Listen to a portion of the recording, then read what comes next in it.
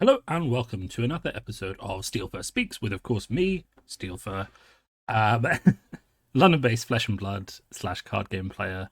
At the moment, my main card games are Flesh and Blood, Legend of the Five Rings LCG, which is somewhat dead / not dead, Lord of the Rings TCG, which I'm just playing casually with a friend, and Ashes Reborn, which I'm again just playing casually with friends. Interesting week in Flesh and Blood. Look, I've got my coffee here. And I guess it's just a good time to run over the news that's been happening. As per my last, email, there are a few more PSAs to cover off that I didn't really cover off.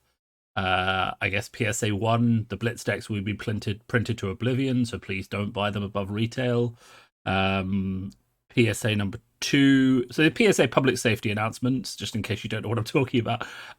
PSA number 2 is that it looks like the extended art extended art foils are not in unlimited. They are exclusive to first edition, and also are one of the rarest cards in the set. So just be aware of that when trading. There is a bit of a question as to how much they'll command in terms of trades, just because, there are other versions of them that people can play, unlike the legendary equipments, but it is worth just being aware.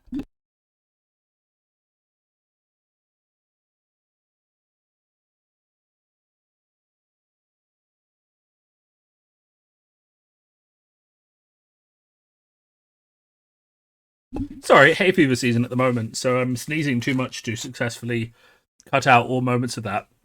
It is worth just being aware that they do look like they're one of the rarest cards in the set, and if not being reprinted in unlimited, that means there's going to be a lot of demand for collectors to get their hands on them. So, trade accordingly. I don't know that the price will go up that high because there are majestic versions of them, unlike the legendaries, but people who want a full set of Monarch will, of course, put a premium on getting those. So just maybe keep an eye on them. Similarly, it looks like the cold foil weapons are rarer than legendaries for some reason. So again, just be wary of that. Especially the Galaxy Black seems to be very rare as being both an alt art and a cold foil majestic. So, that'll be an interesting one to watch in the future. Maybe just consider how you're trading and that kind of thing. The other thing I want to talk about just briefly is that, reports are still mixed, but it seems like there's been a lot of testing going on, that it is possible to weigh packs to determine where the cold foil is. I believe that if you weigh your entire box with a very accurate scale, the 3 lightest packs, is the test they did, are the ones that are most likely to contain a cold foil. And they tested 10 boxes, and 9 out of the 10 they pulled the cold foil every time in those 3 packs, even double cold foils sometimes. So that is just a PSA. Buying loose boosters has never been a smart decision in a card game, but it is just worth noting that you shouldn't buy loose boosters online if you're hunting for cold foils. If you just want majestics, it's fine. If you just want rainbow foils, it's fine. In unlimited, it's fine. But specifically, if someone is selling a lot of loose packs of first edition online, it is very likely that they have, well, I won't say very likely, but it is possible that they have weighed them and you are buying packs that have the cold foil chance removed. This obviously doesn't necessarily apply to stores. Everyone knows if their local store is on the level or a bit dodgy, so, but typically if you go into a store and buy some packs, you have a pretty good chance of still getting the cold foil. Most stores aren't going to screw over their customers like that. So that's kind of like my 3 PSAs for today. And then I want to move on sort of to the main news. So obviously we've got the new skirmish season starting soon with the Command & Conquer playmats, the Cold Foil Young Heroes. I think it's Young Heroes, Old Heroes. Anyway, Cold Foil Heroes. The majority of those are still going to be online just because of COVID lockdown restrictions. But ones that are taking place in person will be sealed more often than not. And I know that certainly the sealed ones in the UK are using first edition product. So there is a chance that some of the allocations we've seen sort of last minute from distributors were due to being told they now had to keep back a certain percentage of their first edition for these sealed events. It also means there is another wave of first edition coming out. And I don't mean another wave as in another printing. There won't be a second printing of first edition, but there is another round of first edition openings coming where these sealed events are being run and people are going to be playing in them and opening their first edition. So just kind of keep that in mind as you're doing your trades, as you're selling your cards, that there is a good chance that, I know certainly we've got 4 events that are sealed, so that'll be about another 4 or 5 boxes per store. So, another 6 or 7 cases just for the ones we know about. Imagine in the US and other places it's going to be very similar. So just be aware there is another wave of sort of Monarch, we'll say, event openings coming soon, and I imagine that the US will also do first edition. So that'll just be the way it is. Stores are being given these events. They're not asking for them. Not every store is going to get a sealed event. Some stores are being given them based on how well their previous events have run, which is just a really positive thing.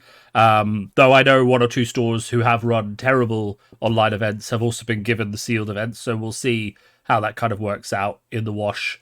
The list may have just been made before their other bad events fired. So, that's fine and that's good. I'm personally excited to be playing sealed again, first edition or not. I don't really care about that part. If it was unlimited, I'd still be going to as many of these events as possible. The only downside is that in the UK, they're all going to be on the same weekend, which is the weekend that in-play tournaments are allowed to fire. So at the moment, as of Monday, we'll be able to play in person, and I'm going to play my first, I'll say, 6 people Fab event next weekend. Just casual games. But then after the end of June, we should be able to play actual tournaments, and all of those tournaments are on the same weekend. So moving on to the big news of the day, because we're already 6 minutes in and I haven't even started talking about what the actual video is titled about, which is the comprehensive rules are finally out. 14th of May 2021, comprehensive rules version 1. And I am not going to read all of these to you, but we are going to flick through it and pull out some highlights. So obviously we've got our lovely table of contents, lots of different zones, a breakdown of all the symbols, card text, obviously the golden rule, which is that card text overrides rules of a document, which allows cards to be more flexible than the rules they were written about. It does create problems because cards sometimes work in an opposite way to the rules and therefore confuse people. Winning the game, it's worth noting that an in-game win condition is specified here, which means that there is game design room for other win conditions beyond just killing your opponent. It'll be interesting to see what those are. A very cautious area, because you obviously don't want any degenerate combos that remove the back and forth gameplay of Flesh and Blood. You don't want it to get into a negative space. I think the most interesting thing I've seen in this entire document so far is in this deck requirements section. Firstly, there's a small question about registered deck. So your registered deck is every card that you brought to the tournament, right? And that means that in Blitz, it's just your deck and your equipment. In Classic Constructed, it's your entire sideboard up to 80 cards plus your hero. And that's your registered deck. It does say your registered deck is considered that respective of whether a written list of cards is required or not. I assume this means that just like that's your official registered deck, whether or not you provide a deck list, but deck lists are still going to be used to check whether or not the deck you've actually got is the one that you submitted to the tournament. It would be very strange for them to change that, because it would enable a lot of potential cheating. But this is where things get interesting, right? Because for Classic Constructed, it specifies tournaments up to 80 cards plus 1 hero card, right? It doesn't specify what types of cards you can include, implying that you could include any type of card. But it says here for official Blitz tournaments, you can have 11 weapons or equipment, but exactly 40 cards with card types action, instant, attack reaction, or defense reaction. Right? So firstly, I always like the fact that Flesh and Blood just says 40 cards. It doesn't give you the option to go over and above, because deck size is a huge part of Flesh and Blood in terms of how quickly you cycle, especially in Blitz. In Classic Constructed, there's some flexibility there, but obviously you don't want a huge deck, because you want to cycle through. But it's worth noting that the Blitz here, it specifies that for official tournaments, you can only have action, instant, attack reaction, or defense reaction. There are other types of cards in the game, of course. All of the Fableds, except the library, which is an action, are not legal. by these rules. Neither are the mentor cards that come with the Blitz decks, because those are listed as, I'll check one here just to make sure, because I've got one right next to me. Yeah, those are Runeblade Mentor. Those do not have the same type as is permitted on this card. So under these current rules, and I imagine we'll get clarification out of this in a second, Fableds and or Mentor cards will not be legal for Blitz tournament play. I think this is very interesting. I could easily see the mentors with their tutor effect as just being seen as a good learning tool, a good fun casual tool, but not really healthy for a competitive environment. I could very much see that Fableds, especially in Kano or Shard in Runeblade, those are the two that see the main play. Well, Shard would see play if it wasn't only available in Cold Foil. I only know one or two people who've actually played with Shard in Cold Foil in their decks, and those people are brave, and not me. And, you know, but they do have a very distorting impact on a Blitz deck that they don't have in a classic constructed deck. So, for example, Kano in Blitz pitching looking at the top two cards and then picking the perfect thing is seeing 1/10 of his deck, 1/20th of his deck when he flips those top two cards. So, you know, the odds of him seeing what he wants to see and getting the right card become much, much higher. So, yeah, that's interesting. The other thing it's worth noting that it calls out here is that it calls out the possibility of a Blitz restricted list. Now, we haven't seen the restricted list yet for Blitz, but there is, of course, you know, it's included here. Sorry, just let me sort out my face.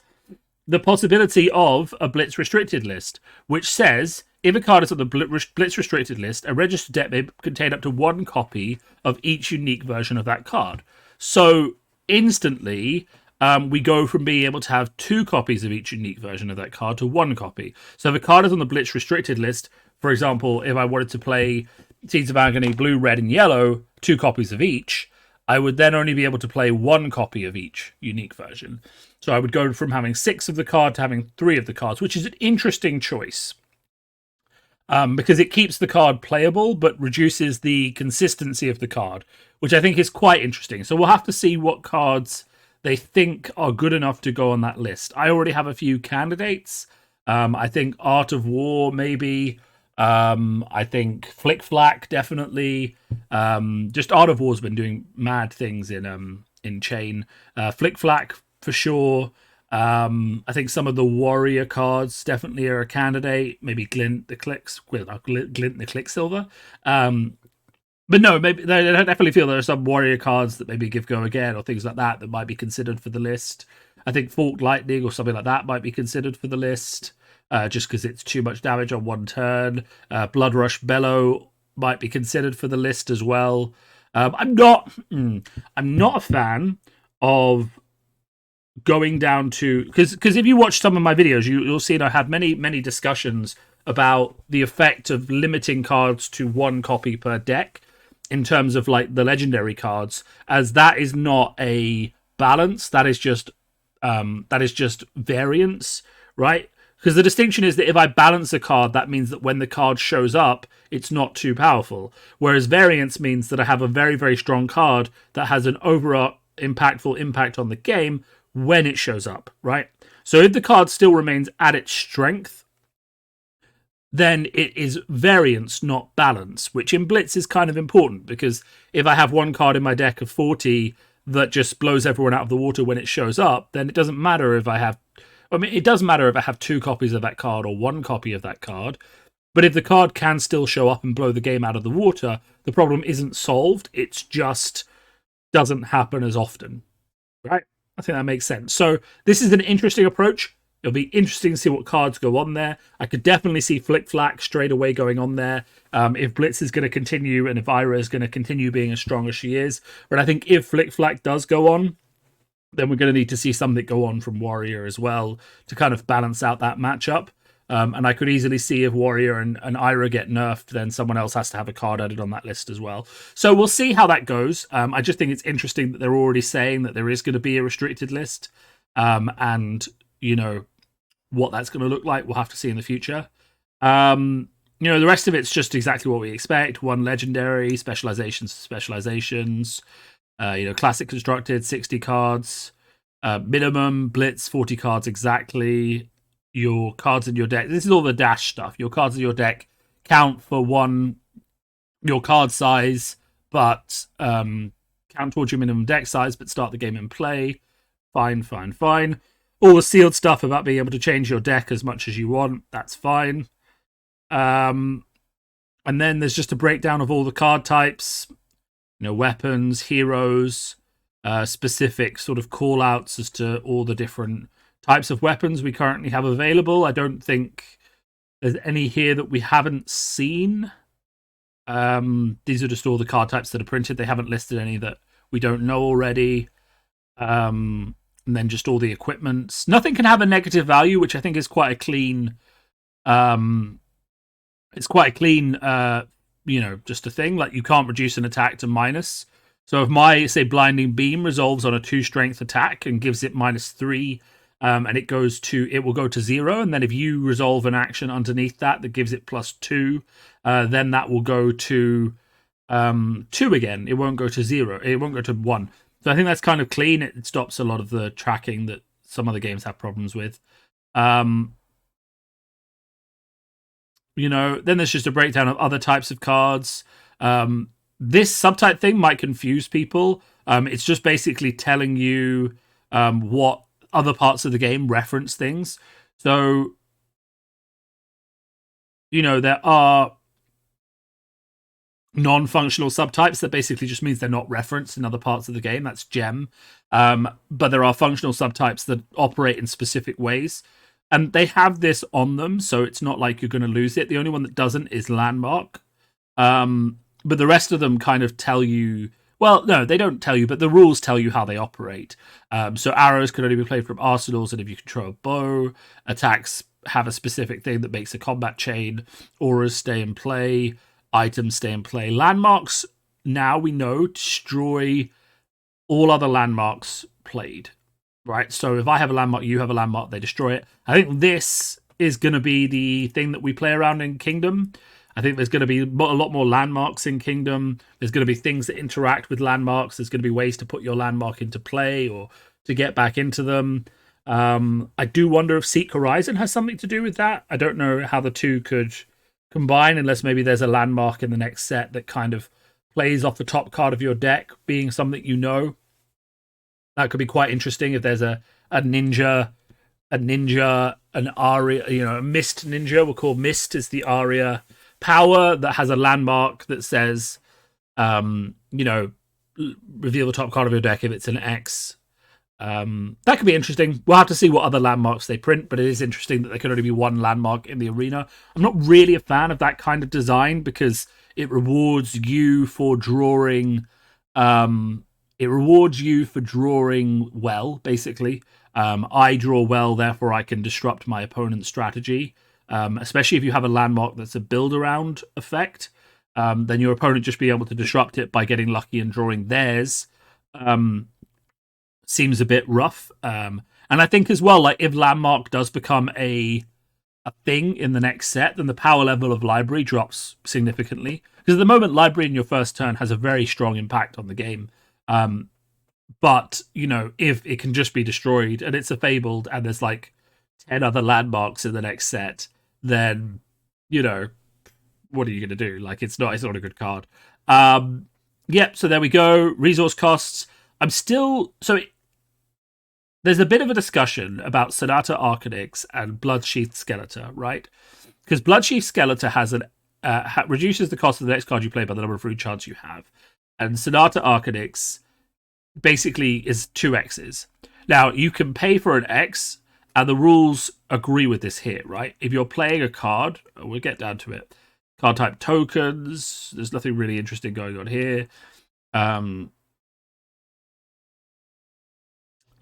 Zones in the area, there's anything going on here that I find very interesting. Banished hand, there's nothing really... Yeah, there's nothing really interesting going on here.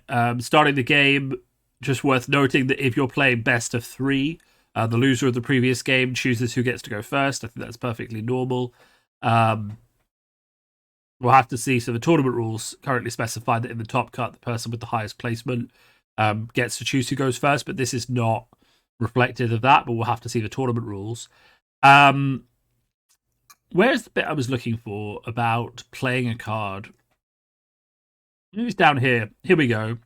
So the order of playing a card: announce a card or activate an ability, place it up in the chain. If it has a variable cost, you declare the value of X.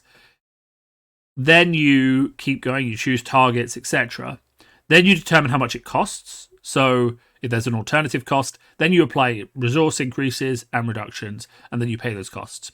So based on this, obviously, the way that people have been playing Sonata Arcanix, which is that you name X as whatever you want, and then it gets reduced by the Skeleta, just works. So expect that to be around unless they address it specifically. It is something they could address specifically, because at the moment, Runeblade, Viserai can look at the top 13 cards of his deck, take all of the attack action cards into play, take a shitload of cards, deal tons of damage, and then swing. And I've seen some disgusting games with Viserai using that technique. So, that's something to be aware of. Also, just worth noting that, you don't have to show what weapons or how many weapons you're using. You can put them in a single face down pile. I'm hoping this doesn't become a thing. I'm hoping that I need to bluff every game so my opponent doesn't know what weapon I have. Isn't the thing, but I could definitely see ninja players using this, warrior players using this. Basically, normally at the moment, you just lay your equipment down in zones and put them down where they are, but you can actually put them down in a face-down pile. So if you're a warrior, for example, you're playing Bolton and you don't want your opponent to know whether you've got a two-handed or a one-handed weapon, you can put them in a face-down pile and then sort them out once everything is revealed. So that is interesting. It's an option for a bit of mind games. I'm sure people will do it. I just hope it doesn't, let's not make it a thing where heroes that can't even bluff end up doing it because it's the cool way to do it. Let's just not. Right, we're halfway through. I'm not going to go through the rest of this. I think there's a lot of straightforward stuff in here. I'm going to be reading through this through the rest of the day. And of course, if there are any other shocking revelations, I think most of this is just reflected in how a lot of people thought the game was played. And I haven't yet seen anything that would change the way the game is played specifically. Priority works exactly as we've been playing it. Combat chains work exactly as we've been playing it.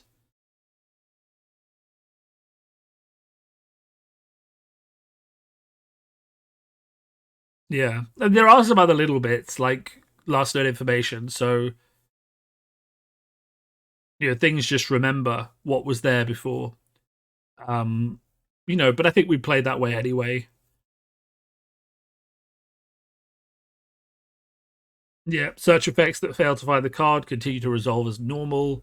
Not like some silly games I won't mention where if you don't find a card you've named, you lose the game because you were time wasting and shuffling for no reason.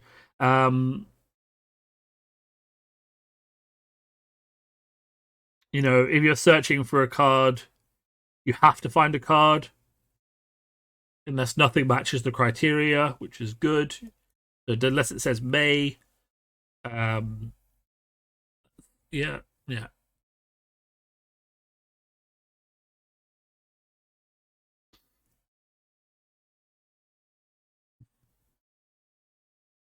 Whenever a non-ally card or token deals damage, it's considered to be your hero dealing damage with that card. So that means the new allies actually deal damage themselves, which is quite interesting. Yeah.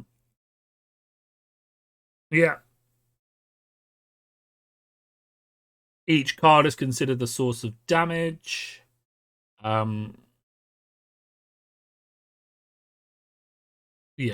Wait. So what does this say about Seeds of Agony? Each triggered effect is considered as an added layer.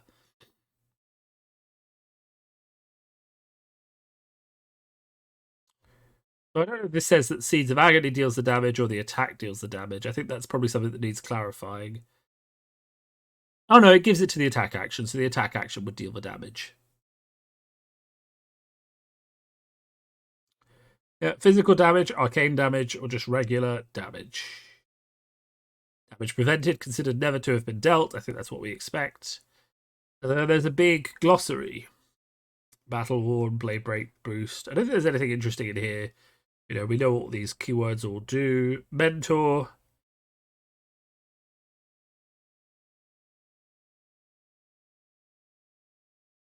Yeah, we know that's a specific keyword. It doesn't mention whether or not they're legal for Blitz tournament play, which they probably need to clarify pretty quickly because there are Blitz events going next week. Another interaction we've seen that's quite interesting is that Phantasm is a static keyword.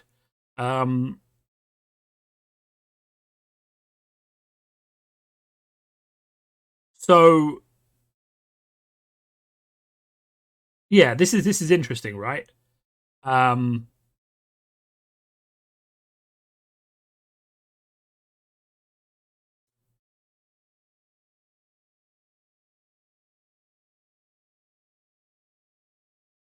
Is that if you change the Phantasm conditioning trigger, obviously it always checks to make sure it resolves.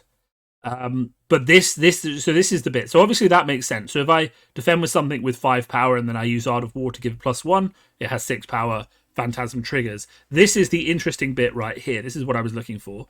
Phantasm can trigger on a previous chain link, right? So if I defend with a 5 strength card, and then we keep going on, and then I use Art of War to give everything +1, the combat chain will end then, straight away.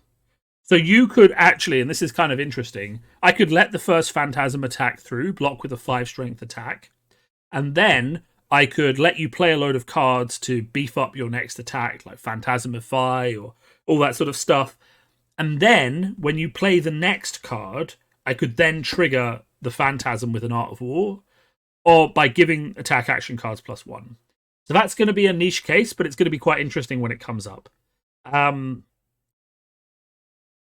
Remember, the resource stuff just confirms you can't pitch resources that more than the cost to be paid. You have to spend the points to pay something, and I happens before before the chain is resolved. So if you pitch Eye of Ophidia, Kano's ability goes underneath it on the layer, and then you resolve that.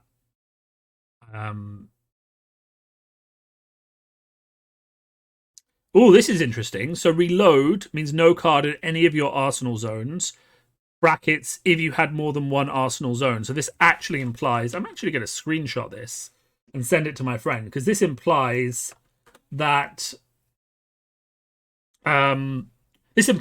someone is going to get another arsenal zone, and obviously Ranger is the big candidate for that, because arrows do not work at the moment. They take too much setup.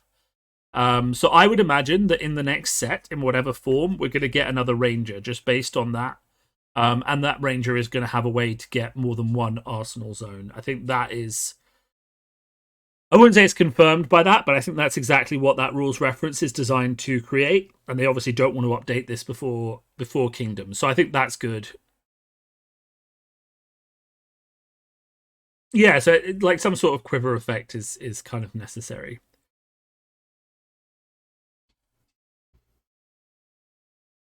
Yeah, good. The order of cards in Hero Souls is not relevant. It's good that that's not going to become relevant.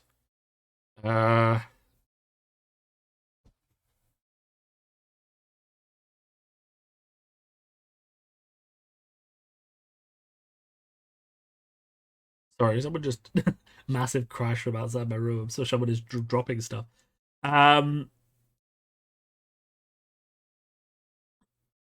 Yep. So this is important. I think we do this about Spectra. This is quite interesting though. So Spectra triggers before an attack is considered attacking, or card is considered to be having attacked. Your next attack this turn are not applied to a target that attacks with Spectra, which means that if you have a way to get another action point, they apply to... Oh, no. Okay. No. Never mind. Okay, so they don't apply, but this is important to keep reading before I start making conclusions. So they don't apply, but they do get used up because the card is considered to have been played. Okay. That's important distinction. I think it would be cool if Spectra cancels your first attack and those abilities go on to the second one, but it would greatly limit Prism. So I'm happy that that doesn't exist. Yeah, and that's it really. I mean, I think we've seen some interesting stuff there.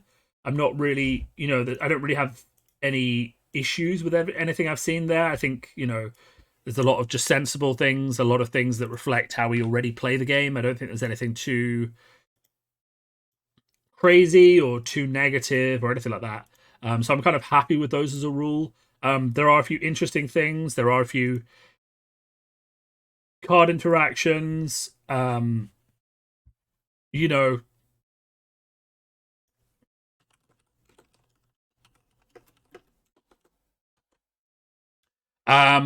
and things like that that I think would be quite interesting. Interesting to see where they go with the restricted list. If they decide they need one, when they decide they need one, what sort of cards go on there. I still think Flick Flack is the obvious choice, but they'll have to add other stuff.